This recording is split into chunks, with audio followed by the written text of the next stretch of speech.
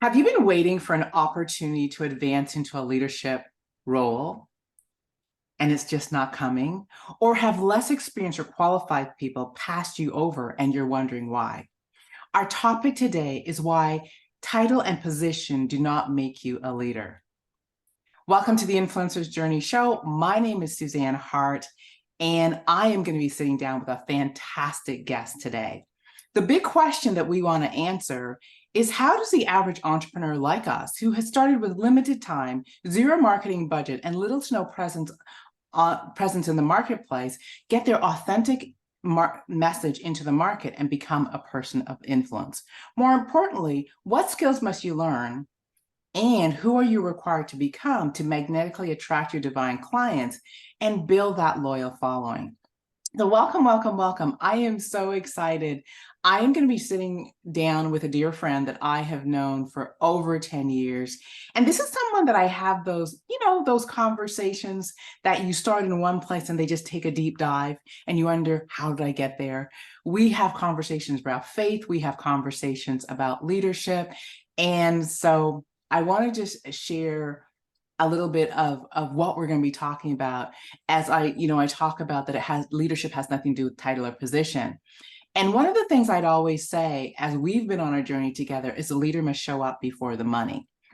And this came out of our network marketing journey when I used to watch people come into network marketing and they'd actually wait for permission to lead. They wait and they think that when I rank advance, when I make this amount of money, I will be a leader.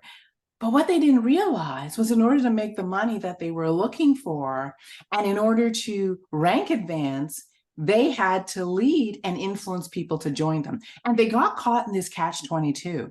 My question was, why? What is it about the way we have been programmed, the way we've been conditioned, the way we've been socialized, that has us actually do this thing called waiting for permission to lead? And waiting for someone to give us a title, waiting for someone to give us a position, the job description, and then we say, oh, I'm suddenly a leader. Well, possibly it doesn't work that way. And that's what we're going to be talking to you about today. So let's really jump in, and I'm going to introduce my friend. So the person I have the privilege of introducing is sitting right beside me. She's beautiful, she's stunning, and you probably cannot even guess her age because that's just how she rolls. Is a mental health specialist. She has had lots of experience, one in IT and technical stuff. And when you know what she does now, it's like kind of like, okay, how did that happen? She is the proud mother of two beautiful children. She's been married since she was like 17 to her husband, who she married after just knowing him, it feels like 10 minutes, just a short period of time. And she is a beautiful grandmother, and she's very proud of that. What I love about this woman is her commitment to growth, her commitment to becoming more, her commitment to up-leveling herself, and her commitment to doing the hard work. Because on this journey, the work is not always the easiest thing, but when you take it on and you face it bravely, magic happens. And I've got the privilege of watching some beautiful magic happening in her life. So please help me welcome my friend, Fozia Murtaza. Oh my gosh. Thank you so much, Suzanne. Such kind words. I'm honored to be here. Can I say I'm honored to have you in my corner? Because Uh, I feel like that's what we've come to after all these years. It's just being there in each Absolutely. other's corner. Yeah, Absolutely. And it's been like 20 years. it has. And it's hard to believe that it is 20 years. And one of the things that really strike me about our relationship is we've been able to have the most amazing conversations. We have had the conversations about family. We've had the conversations about relationships. We've had the infamous diversity, equity, and inclusion conversation. Yeah. We've had many spiritual conversations because we're women of two different faiths, but we talk about one God. And so we've Yes. had all these different conversations that have just challenged us in many ways, but expanded who we've been able to become for each other. So I'm excited to have this particular conversation with you. So, anything, when you hear the title of our conversation, say, why title and position do not make you a leader, what comes up for you? What's like the first thing that comes to mind? Um, Needing to unlearn everything that we've been taught. Because the first time I heard that, I was like, that doesn't make sense with everything that we've taught, right? Because we're taught, you go to school, you get an education, you get a job, you work your way up the ladder, and with each promotion and each new position, you become more of a leader, right? Mhm. But it's not the case.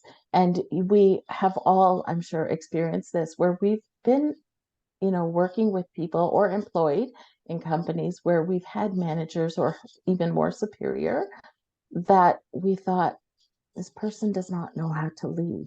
And you could see in the way that the teams perform that that's not the case. And so having to unlearn that, it was really about, okay, well, then how do you become a leader, right? Where if title isn't it, because now we see like these amazing companies and leaders in the world that maybe don't even have high school education, maybe don't have college or university education, but they put out into the world something that's made a legacy for themselves, but make Mhm. such a difference in other people's lives, right? So, how do you go from not, what society teaches us to go through this whole process, like, follow the protocol? How do you break free from that and then still be able to become a leader and still be able to give this world something that helps people move forward? That was the $1 million question. Wow, I love it. I love it. So that is what we're going to be talking about today. So as you jump on, please let us know who you are and why you're joining us. What brought you out today? If you have a question about this topic, put it in the comment section. Also, let us know where you're joining us from and what you do while you're living. What is your passion? And who are the people that you know you are divinely called to serve? Also, press subscribe and like our page because we're in the process of growing our page. So I'm going to thank you in advance for doing that and share it with a friend when you hear value, and I know you will, and we drop some beautiful nuggets that are going to shift the way you think. Definitely contact a friend and say, you've got to listen to the Influencers Journey show. You've got to be part of this. If you're listening to the replay, hashtag replay, also like, subscribe, let us know who you are, where you're joining us from, and get into the conversation. I know it might be after the fact, but put your comments in the comment section. Let us know what moved you and get connected. This is our opportunity to do virtual networking. There's going to be people listening and talking whatever platform you're listening to this on. If you see someone that you're interested in, reach out, say hey, and get connected. All right. So, and finally, have fun with the conversation. Get in, like as I said, join the conversation, ask us questions, and put in your input because this is kind of like a mastermind session. I'm going to be sitting down with Fozia. We're going to be back and forth, and I'm going to learn, she's going to learn, and we're trusting that you are going to learn.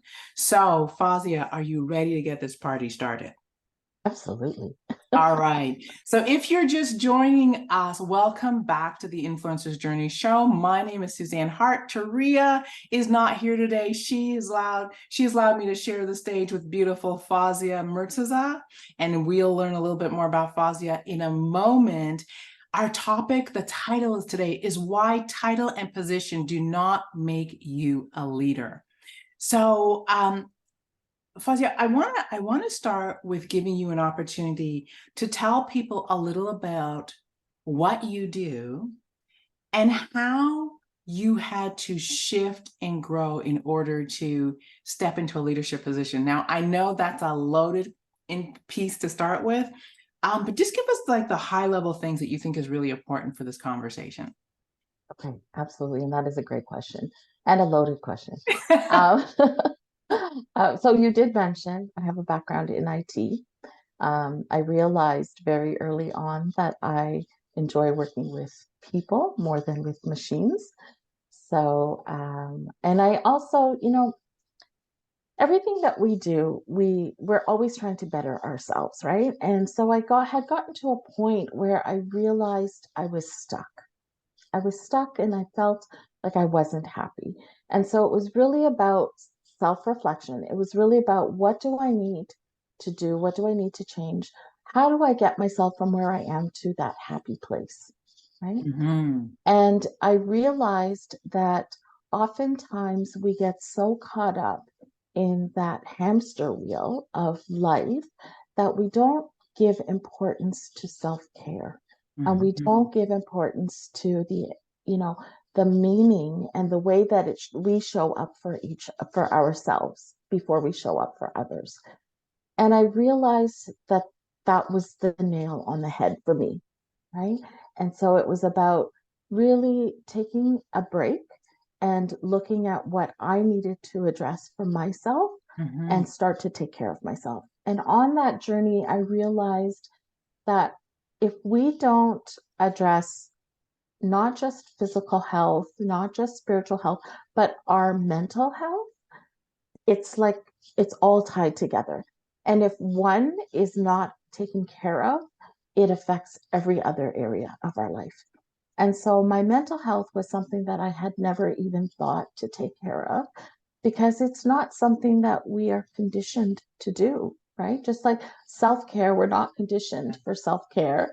So mental health falls even lower on that ladder, let's just say. And so taking care of our mental health is so key in order for us to show up better for ourselves and show up better in all areas of our life. And so I had to really, you know, go on this journey of finding myself. And as I was doing that, I found that I had a lot of things that I had neglected about my physical health and my mental health. And so I started on that journey of wellness and well being. And as I did, I realized that I wasn't the only one that was going through that. And the more I talked to people, the more we realized that we're not alone, right? And the more I talked to people and shared what worked and what didn't work and things that I tried, and they shared, and we sort of helped each other. And so one thing sort of led to another. So today, what I do, one, I'm a stress prevention strategist.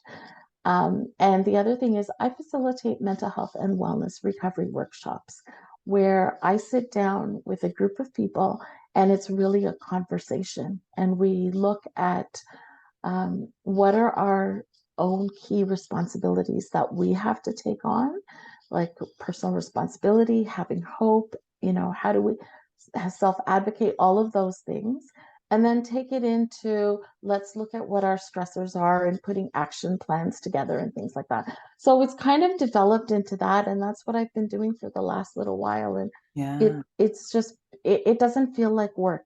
Can I say that? It just doesn't feel like work because everyone I sit down with, we're learning from each other. So I love it. I love it. And I remember when we had a conversation about mental health, and you were really about broadening the definition.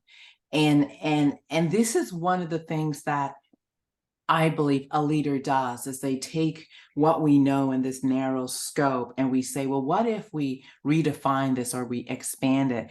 And I remember having the conversation, and you were talking about the labels that we attribute to what falls into this mental health category.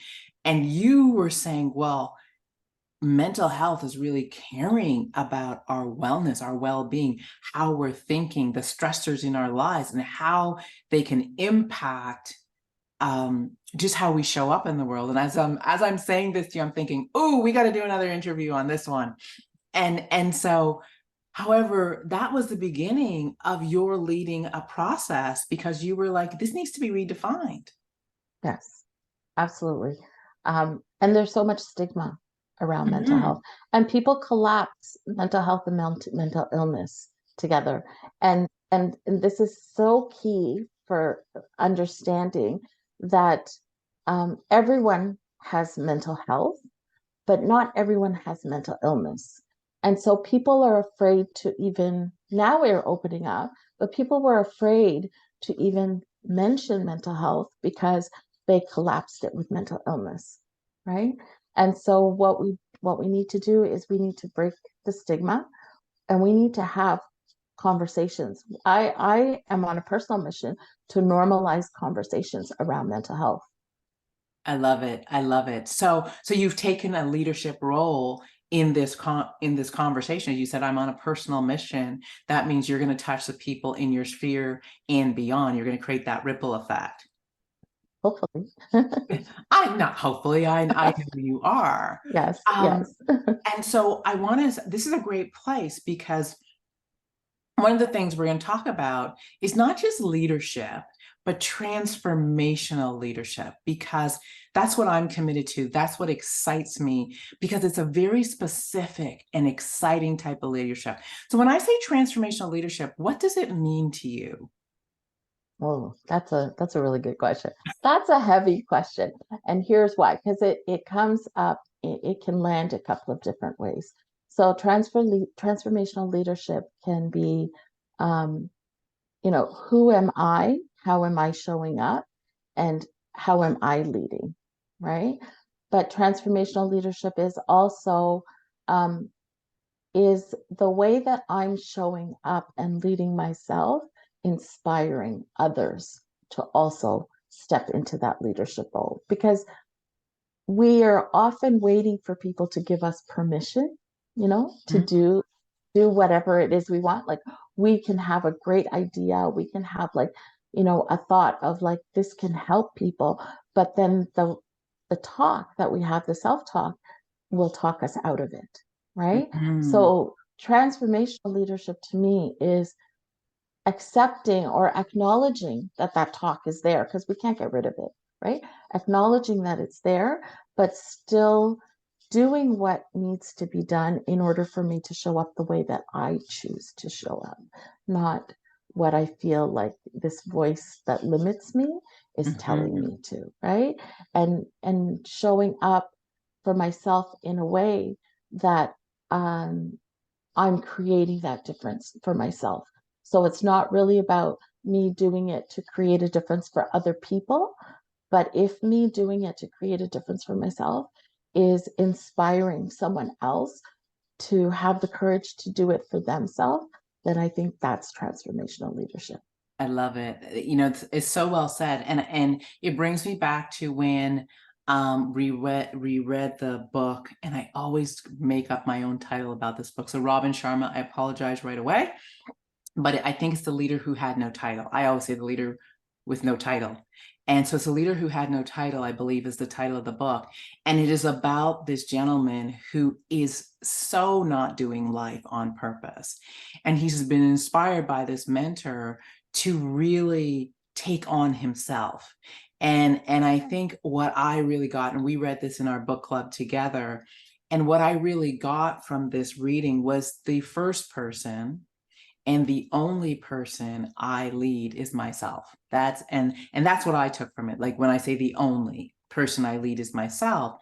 And however, if I set the example and I do it boldly, I become a source of inspiration so that people choose in because they're inspired and they want to step into a beingness that I'm modeling and follow the vision that I've casted.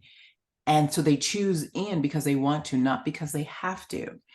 And I remember us talking about that type of leadership versus positional leadership versus um, leadership that comes from titles and job descriptions, and what a difference it was, because it really meant that you can lead where you stand. And that's really what you're talking about, is right where I am right now. How can I lead? Yes. Yes, and you're right, because we can only lead ourselves. So when we're talking about becoming a leader, it's not about telling other people, this is what I've learned, this is what you need to do. It's about, this is what I've learned, these are the changes I need to make for myself And this is what I'm doing. to do.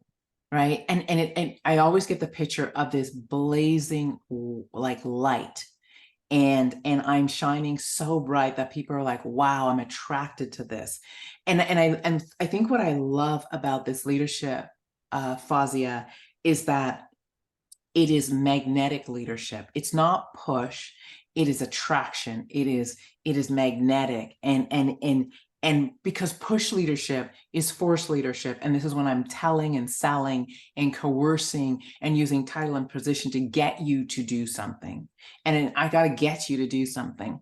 Whereas when I'm in attraction and I'm in inspiration and I'm in magnetic leadership, it really is about I'm being an example of what is possible, and I've crafted a vision that's bigger than me, and I can't get there on my own, and because of it I'm attracting more. I'm attracting people. Yeah.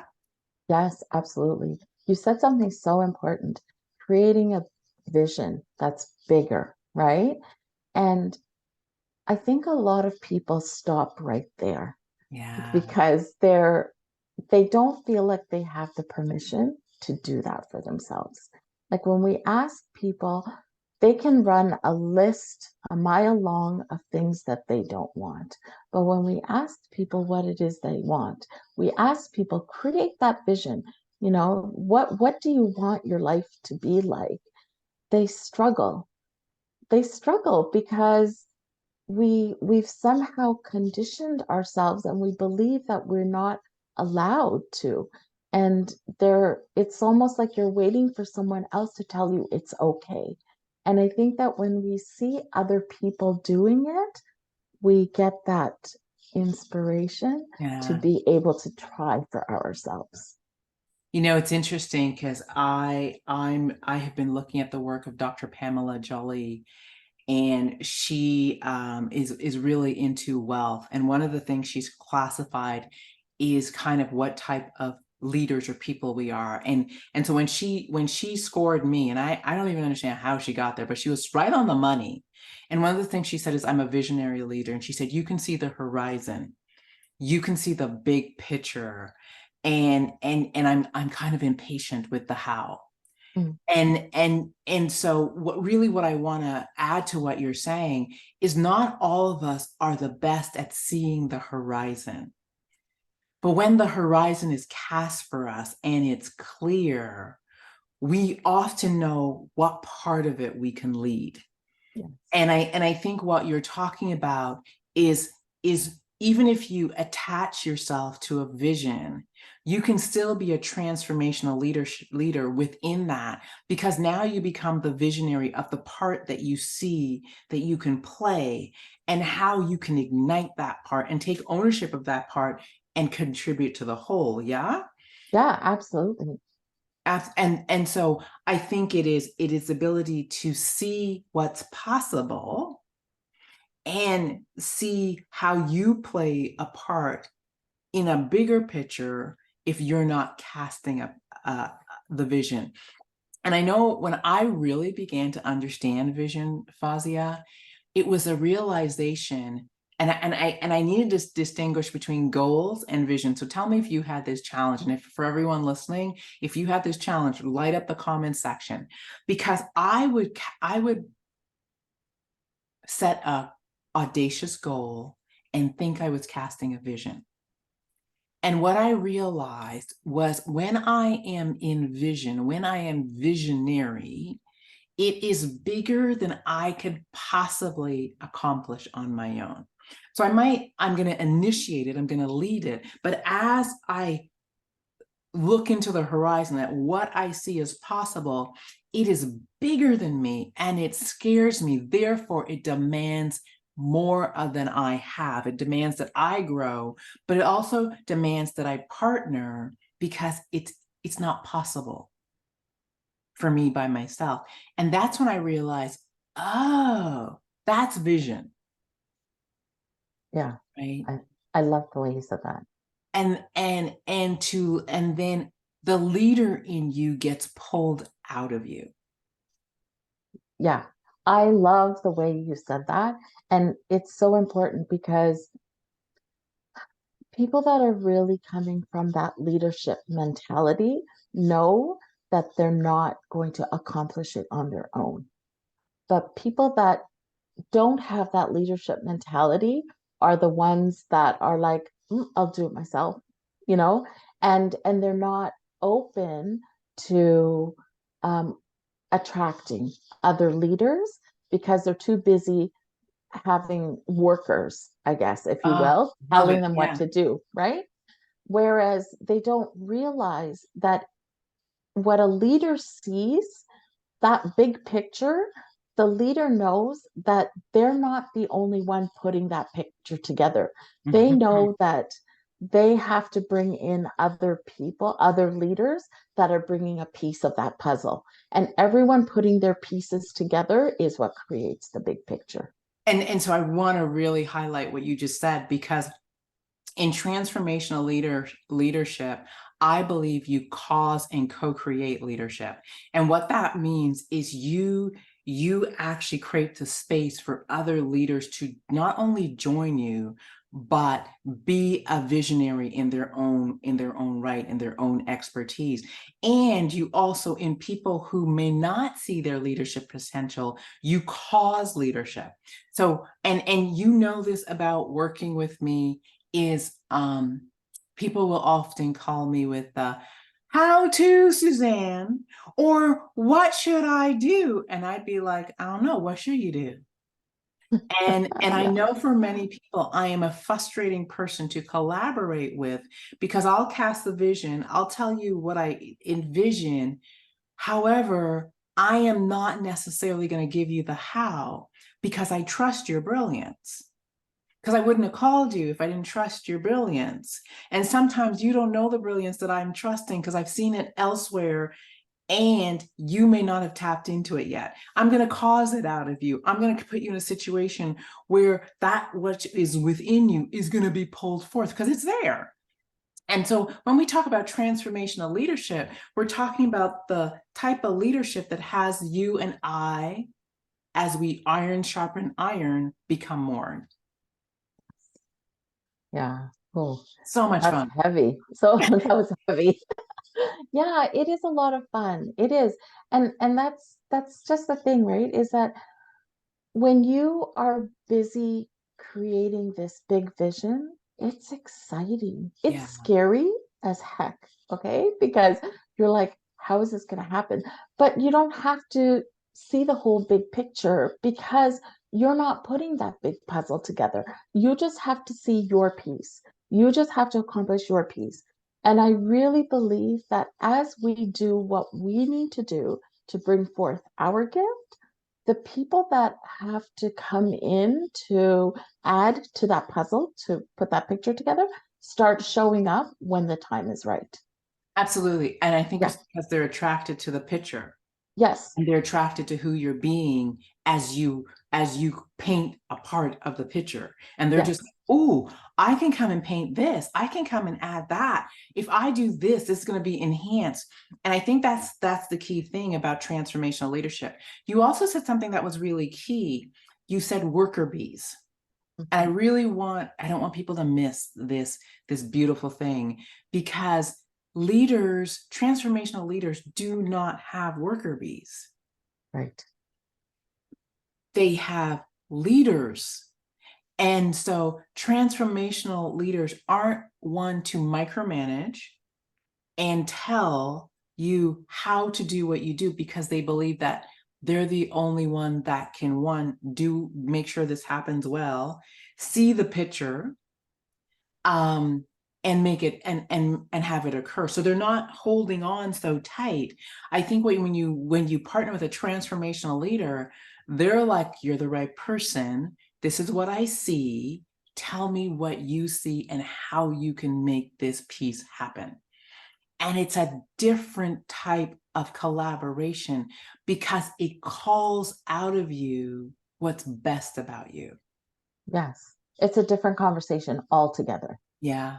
altogether, because it's not one telling the other one what to do or what not to do.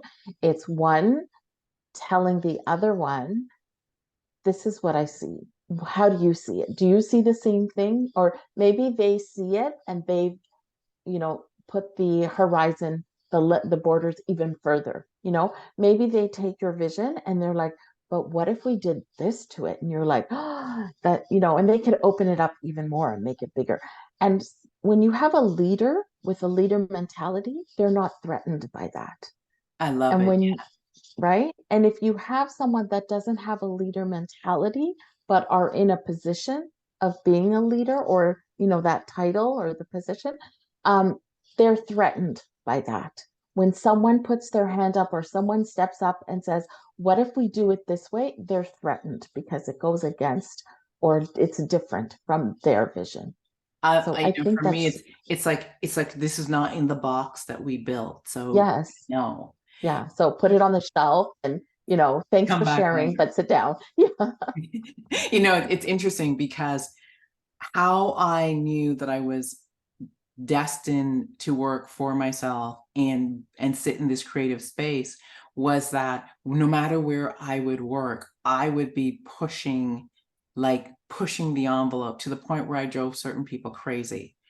And I just couldn't understand, like, yeah, I get that the box is this, but if we do this, we'll get a better result. And they're like, that's not in our mandate. Mm. Used to drive me, oh, and it wasn't until I stepped out and started doing my own thing that I realized, oh, this is why. Because I love to push the envelope. I love expansion. I love transformation. And so I understood. So I became more forgiving of people who were like, no, stay in the box. So I'm going to share a little bit of a story, and then I'm going to ask the next question. So I have just decided, to write and soon launch a mindset mastery certification program, right? And it's about showing people how I come to mindset and the processes that I've developed to help people reshift their own thinking and reset their thinking. And I remember when I called you about it, it was such a cool conversation because I called you and the first thing you said was, oh my gosh, I'm in. And then you said, I have been waiting for you to do this. Yes. Then you said the really cool thing, and this is the sign of leadership. You said, what do you want me to do? How can I help you make this happen? I'm in. How can I help you make this happen? And so the next question I want to ask you is, what qualifies you to lead and lead others? That's a great question. Uh, okay, so I'll answer your question, but I want to go back to something you said before you told this little story. You said you love expansion and you love, just um, vision and bigger and all of that, right? And if we look at it, really, that's growth, Mm-hmm. right? Because you love growth. And this is a quality that we see in leaders. Leaders love growth, and growth looks different and shows up differently, but it's always expanding us, it's always making us Yeah. bigger, right? And so I think that when we talk about leading, being a leader, right? And qualifying first ourselves, right? If I don't if I don't meet the criteria of a leader, then I'm not in a position to be able to lead other people. Because remember, leaders aren't telling people what to do, leaders are doing it themselves, and others are saying, oh, okay. And they're doing for themselves as well, right? So to become a leader, the first qualification would be myself. Like, what Mm-hmm. do I want to see in a leader and become that myself? I think that would be the first qualification. Did I Absolutely. answer your question? I You, went on a little bit and I think I well, might have answered part of it. you answered part of it, and I think what you're doing is you say, first of all, I have to be effectively leading myself. I have to be someone that I can count on, and someone that the person who I'm wanting to collaborate can count on. And that's such an important distinction, because if I can't count on me and I can't demonstrate the character of someone who's reliable, the skill set of someone who's reliable, the attitude of someone who's reliable, the ability to build healthy relationships, then it's hard to say, ooh, you know, I want to lead. However, when you come to the table having done that work, and now you're just like, what can I do? You Yeah. know, well, how can I be a part of this? And it was so what you asked me, you said, what can I do and how can I be a part of this? And that was so cool, because for me, you didn't sit on the sideline and say, well, I'm just going to wait till she launched the program and I'm going to be the student. And yes, you wanted to be the student, but you also wanted to be at cause in making it happen. Yes. And I think when you're talking about wanting to be a part of a bigger picture, you said something just now, and you were talking about the qualities, right? And that's so key, because if you speak to a leader, they know exactly what qualities, right? You call it your GPS, right?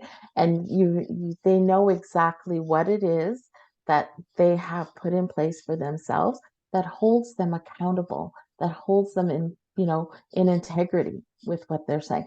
And those are the key factors that are the key elements of a leader.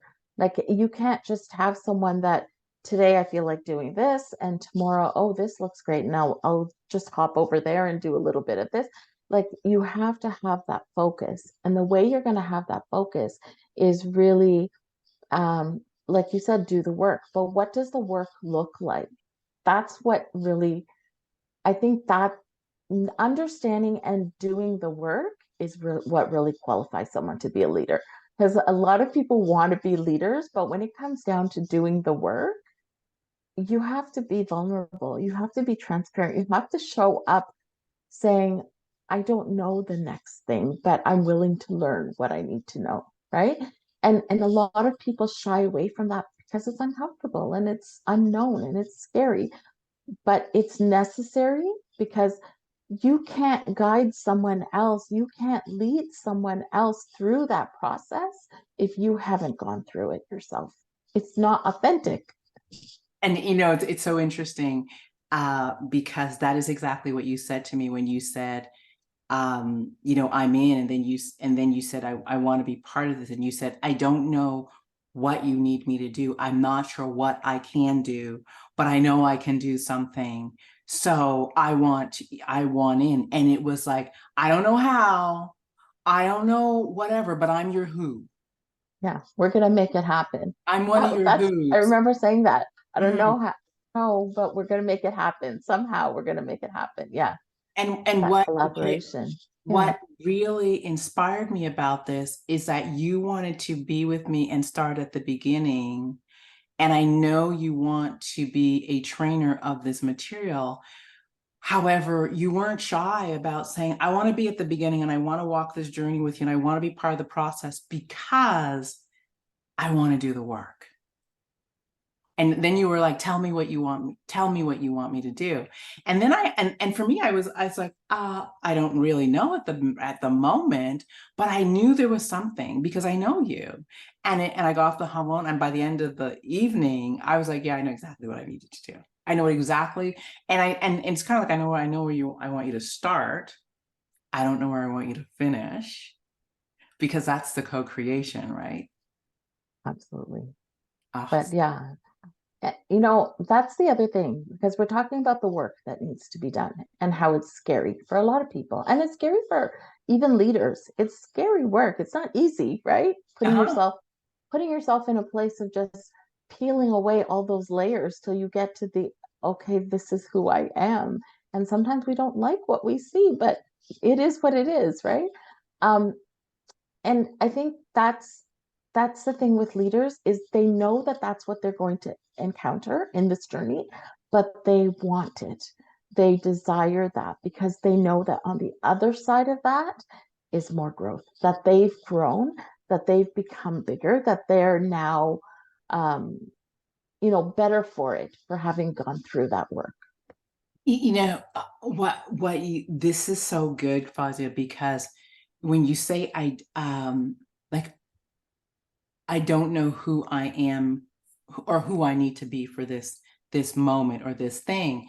And I think really what I'm also hearing you say is that let me just pause and put this in place. So who I am as I start this journey with this lofty vision is not who's going to end it. Oh yeah. And so as I commit to it, I'm not committing that I know all the answers. I'm committing that, one is I'm on purpose. Two is I have a vision, I have an idea. And three is I trust that in me, I am enough to make this happen. Because I always say if I download the idea and it lands powerfully, and I have that knowing, that means that inside me is what I need. And now I need to create the conditions to call it out. And I think what's beautiful about transformational leadership is the co-creation of those conditions, because it's often in the conversation, the back and forth, that I have my aha. It's in the back and forth, the I don't know, what do you think? What do you put something on the table, Fazia? How are you seeing this? And it's in that discussion and that co-creation and that masterminding that it's almost like you come up with a piece, I come up with a piece, someone adds a piece, another piece is added, and then brilliance happens. And so part of this whole process that I think is scary for most people is when you cast a vision, the how is not evident. Because if the how was already evident, it's not vision in my mind. Yeah. True. You'd already have it. Right? You'd be like, yeah, it's a goal. So when you cast a vision, the how is not evident. And then you've got to surrender to the unknown. You've got to surrender to the faith walk. And now you've got to invite people to come into this unknown place and do the faith walk with you. And I think what's cool about transformation is the people that you invite are also the people like, ooh, we're on a faith walk. That means I get to create, I get to co-create, I get to bring my brilliance to the table, I get to become more, I'm in. Yeah. And I think that's the beauty of this type of leadership. And I think, and tell me how you have seen this for yourself. What I also love about this is I don't have to have all the answers. Mm. Yeah, that's so true. Because we don't have all the answers. Mm-hmm. Don't, And I right? don't have to pretend because I don't know. I remember when I was younger and I started my work journey, the stress of thinking I had to have all the answers. I had to have the answers. I needed to know. And I remember when my supervisor, Joy LePage, I talk about her all the time, bless her beautiful soul. I remember when she said, Suzanne, you don't have to have the answers. Your job is to facilitate a process. I was like, oh my goodness. Whew. Right? Oh my Lord, I've just been released of all this pressure. Yeah. I need to go seek answers, ask questions, create an environment where people come together to create it. I was like, okay, we can do this all day long. Right. That's the possibility that's available for leadership. Yes. Yeah. And that was exactly it for me. That was it for me because I was, first of all, I was in the beginning afraid to do the work. I would get to a certain point, the emotions would build up, the waterworks would start, and I'd be like, Mhm. okay, that's enough. I'd back away. But it wasn't until actually going through, allowing yourself to feel uncomfortable, allowing yourself to deal with and accept that, yeah, this is how I'm feeling. And then knowing that the other side of that, you have better mental health, right? It's Mhm. just like, it's just like working out. You're a sports person, so you know this. It's Yeah, like working out and you're gonna break the muscles down. That's uncomfortable, but on the other side of that is a stronger muscle, right? absolutely. And it's the same thing with our mental health as well. It's the same thing because people don't want to talk about it, people don't want to address it. And so I was stuck in my life in a place until I said, I need to address some things. And when I allowed myself, gave myself permission to feel like I was, going through a difficult time and remove the masks. I call it the I'm okay syndrome, right? When you're people always ask, how are you? Oh, I'm okay, but you're breaking inside, Yeah. right? But we wear the mask. I'm okay. Take the mask off, taking that mask off and saying, I'm not okay.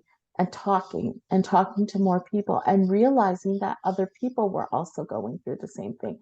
Maybe the situation was different, but what we were experiencing, the emotions, the pushing down of emotions, Mm. all of that, it overlapped with so many people. So then it was like, what can we do about this? And then learning that once you overcome that, once you allow yourself to go through it, you come out healthier on the other side. And so for each thing now, whenever, and I've learned this from you, every time I'm stuck, it's like, what am I resisting? Hmm. What am I supposed to be getting out of this situation? Because the situation will repeat itself until we learn the lesson, right?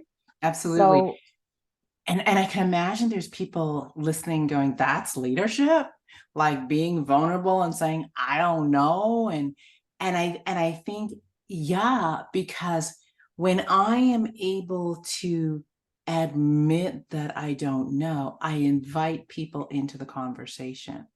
the And messy when I business. invite co-creators, co-leaders into the conversation, they will pick me up when I'm in the I don't know, when I'm in doubt, when I'm whatever. And they bring their brilliance, which ignites my brilliance. And it then becomes this back and forth. And suddenly, I don't know just meant I couldn't see Yeah. what was there. And now, because I've been in conversation, you've expanded my vision, if you will. I now see it's almost like you said, well, turn your head a little bit to the right. And I went, oh, has that been there the whole it it's so true. And Yeah, and that's really what this is, right? Leaders coming together really is a conversation. It's yeah, a conversation about this is where I am, and someone else says, this is where I am. And it's like, how do we move forward together? I Let's love it. figure that out. How do we move forward together? Because that's what life is, right? Life is growing, life is moving forward. You want to do it yourself, you'll do it yourself. You get to a certain point and then you're stuck, and it's going to be lonely by yourself. But if you do it and you do it with other people, not only is it fun, but you're going to go so much further because they're going to see parts of the path that you didn't see. Absolutely. So I want to ask you this question, and what is the end goal of an effective leader for you? I know for me, it is to, and I say this to people all the time, and people look at me and go, really? Is to make myself not necessary, is to build such a team and to co-create such a dynamic of leadership where people are running in their own lanes that I can step away and not be actually necessary. I can actually build a system that's so effective that I can replace myself and move on and do something else. What is it for you? Yeah. I think the same thing, and you said it beautifully. Being a leader, why do you want to be a leader? Like, ask yourself, why do you want to be a leader? And leaders want to bring something better, right? Yeah, To to their neighborhood, to their community, to the world, right? To wherever. But they want to bring something better. And how are you going to bring something better? By creating more leaders, because that's how you have that ripple effect, yeah, right? And so if as a leader, I say, well, everything has to go through me and I have to be the one, with the top vision, that is not only not sustainable, it's extremely exhausting and it's extremely limiting. And that's one thing that leaders are not. So for someone that wants to be at the head of everything and have everything go through them, that's the opposite of what a leader is. That's how I see it. I Because a leader creates space for other people to use their mind in, like you said, brilliance, and use their vision to create something. And remember, if a leader wants to create a world that's better for them to live in, it's got to be a world where they've created other leaders creating a better world. Man, we could stop right here. However, I do have a question for you. So Okay. I know you've been on this leadership journey and this journey of expansion and this journey of mental health and mental wellness for the past few years. What's the most intimidating thing about deciding to lead and, as you say, change the conversation around mental health?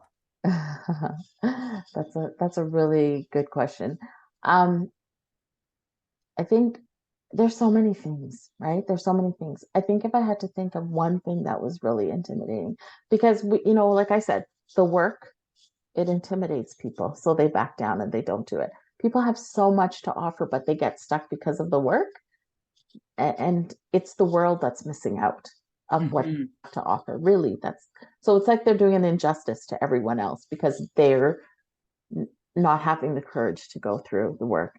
But I think for myself, if I look at everything else, and it's been quite a journey up until so far, I think having the courage to trust myself, Mm. right? To walk in those moments where I was charting new territory. So I was by myself, because you have to have the courage to be brave enough in those moments where you look around and you're like, okay, no one's with me right now, but I have to trust myself because something inside of me is telling me this is the direction I should be going in. And so having the courage to be brave enough to do that. Wow. Beautiful answer. Thank you so much. Thank you so much. That is great. So I have a question for you. I Okay. kind of knew you would. Yeah. Okay. What is something that you had to unlearn, or something that required a shift in your mindset for you to become a successful leader? Whew. There's a list. However, at the top of the list is not to hide behind perfection and to redefine failure. Ooh. Because I know that I was so conditioned to believe that failure was bad, failure was weak, and failure was catastrophic, that I would procrastinate in perfection when really I was hiding out. Just got to get it right. Just got to check one more thing. Just got to cross one more T. Got to rehearse one more time. Gotta. And by the time I kind of mustered up the courage to act, the moment was often gone. Yeah. Painful. It's a painful way to live. And it leaves you with regret and frustration. So for me, redefining failure really meant as looking at failure as an opportunity to learn, grow, and pick up something new and course correct. And so now I tell my clients that failure is refusing to act. Ooh. When we do nothing, we failed. When we do something, even if we're going in the wrong direction, even if we make the wrong choice, what we learn is information we didn't have while we were standing on the sidelines waiting for perfection. And so for me, I always remind myself that the data I'm picking up in this moment as a result of my action, even though it might be the wrong direction or the wrong thing, is data I didn't have. And therefore, I would never know I had to course correct. So even if I waited a year, I might still go down the same path because I may not still have the data that I'm collecting right now. So I'll say, this is perfect. This is absolutely perfect. This is an opportunity for me to pick up what I didn't know, examine it, learn from it, grow from it, course correct, and keep moving. So really, now it's how quickly can I fail? How fast can I fail? How quickly can I learn? And how quickly can I have a breakthrough? And that's the gift of this thing called failure. I totally had to redefine it so I could hold it in a totally different way. I love that. You know what? I'm seeing an image as you say this, and I like to put analogies together. Yeah. And I absolutely love what you said, and it's so true because it's really without having failure, we don't know where we need to tweak something, right? So make some change. So it's like when you're riding a bike and it's in the falling down that you learn how not to fall down. Right. It's in the falling down that you learn how to balance. Yeah. Yeah. Right.